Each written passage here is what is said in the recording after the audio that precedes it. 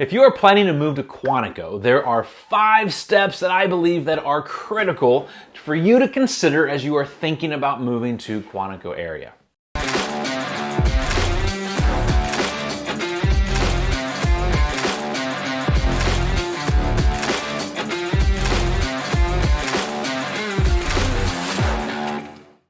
Hi, my name is Sean Derrick. I am a military brat, a local to the area, a full-time realtor, a full-time real estate investor as well, all here in Northern Virginia. And I just want this episode to give you value as you're potentially considering moving to the Quantico area. So the town of Quantico is in Prince William County. It's right next to the Potomac River, about 35 miles south of Washington, D.C. The town of Quantico itself is actually super tiny. There's like 500 people that live in it, although the Marine Corps base of Quantico has 5,000 people. So Quantico is pretty much the base. And it's also well known for being the headquarters of the United States Marine Corps. It's also well known for being, or kind of having the Combat Development Command, Officer Candidate School, the infamous, the basics, right? And the base has just tons of civilian contractor jobs on it as well. So it's a very hustle and bustle in place. Great place to be. If you are moving to Quantico, you are gonna have to decide on your housing. Where are you gonna live, right? And there's quite a few options to consider, really just depending upon your situation individually. There is military housing on base, there's local apartments, there's local townhouses, there's single family houses. But I think when it comes to deciding where to live, there's really 5 factors that I would encourage you to think through. The first one would be, do you rent or do you buy? The second is, what's the cost of living in these areas? 3, what's the commute? 4, what's the conveniences in the areas? And then the last is resaleability. So let's chat about these. First, do you rent or do you buy? I would suggest that the length of stay would be the way that you answer this question. Here's the rule of thumb. When you buy a home, it typically takes about 3 years of home ownership to ensure that you have enough equity built up in the home to be able to sell, to pay your settlement fees, and put money in your pocket. So here's a real life example of that.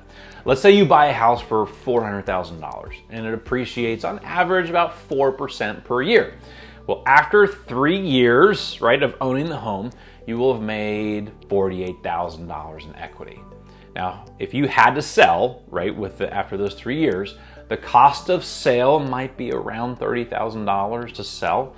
So that means you would pocket about $20,000 for just owning the home for 3 years.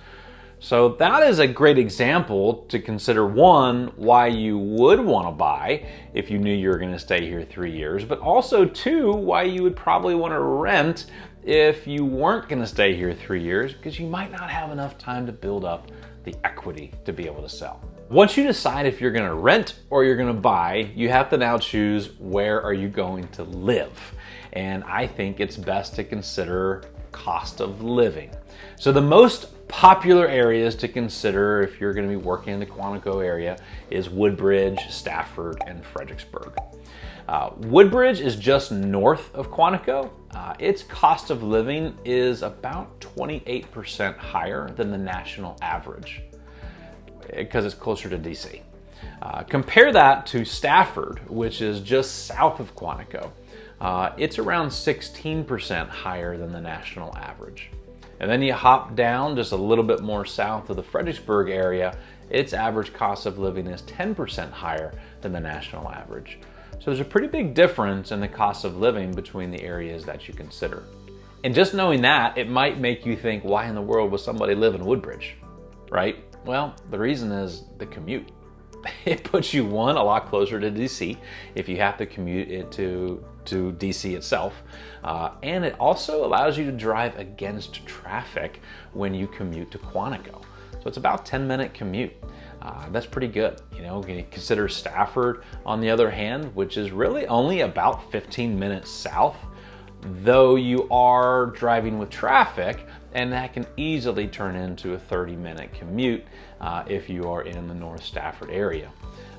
Think about Fredericksburg for a moment, which is just a bit south of Stafford. It's about a 30-minute commute, which can turn into a 45-minute commute with traffic or more.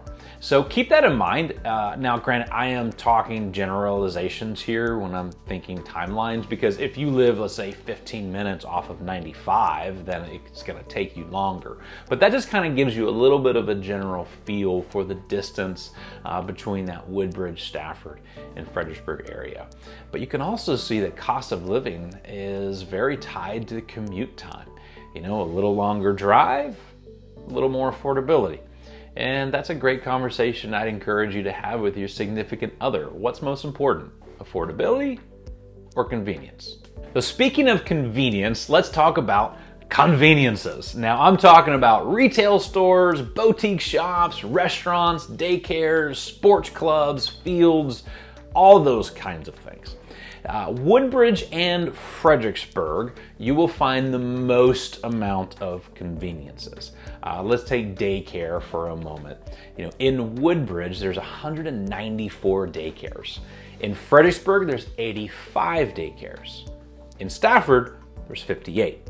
So this example sort of, I think, just kind of helps give you a pretty consistent feel for what it's like with the retail industry, hospitality industry, restaurants, and that kind of thing, where there's just going to be a little bit more in the Woodbridge area and in the Fredericksburg area.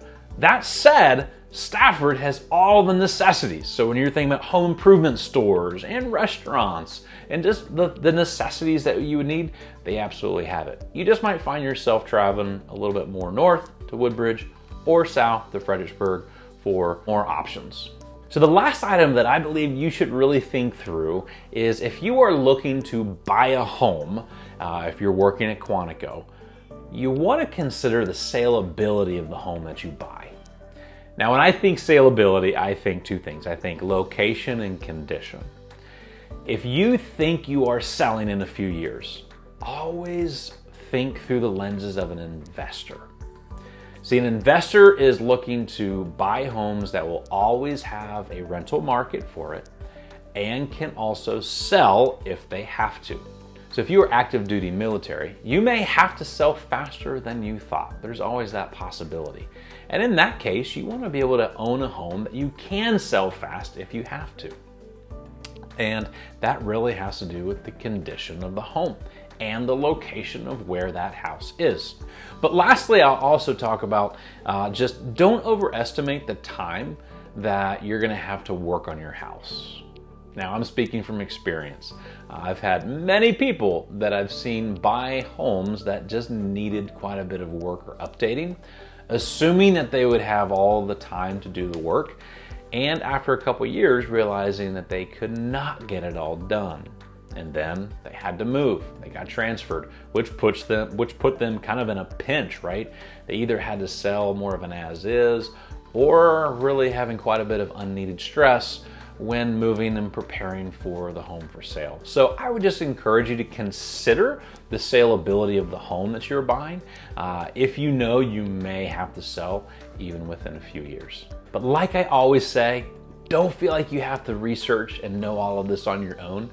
That's my job. My team and I are here to be able to talk through your goals, help you guide through just this purchase process and think through all of these items. So we are here to be able to serve you. Please do not hesitate to reach out. You'll find my contact information at the bottom.